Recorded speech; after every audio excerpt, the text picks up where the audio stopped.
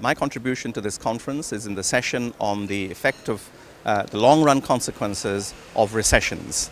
My work is mainly on developing countries, and I bring evidence and experience from those countries to this question of what are the medium-term consequences of a downturn in economic activity, of a recession.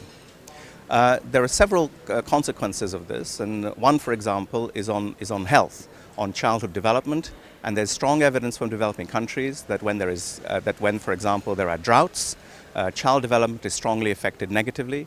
But this negative development is not made up in the good times, is not fully made up in the good times, so that in fact there are medium-term consequences for child brain development, for child weight, for child development and cognition of short-run shortfalls in consumption, in nutrition, and so on. And I believe there's also evidence of this for wealthier countries, although the same nutrition issues don't arise, of course. But child development that's negatively affected in the short term can have major consequences in the medium term for the development of human capital and therefore for growth and economic development. The second type of issue, which I think is very important for developed countries as well, is the impact of recession on social cohesion and the effect that this worsening of social cohesion can have in the medium term. Recessions lead to worsening of social cohesion, especially in terms of attitudes of the majority group towards minorities in the country, towards immigrant groups, and so on. And this breakup in social cohesion doesn't necessarily go back when things improve.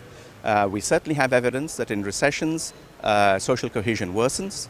What we need is more analysis and more research on whether in the medium term this worsening of social cohesion is maintained, persists in the medium term.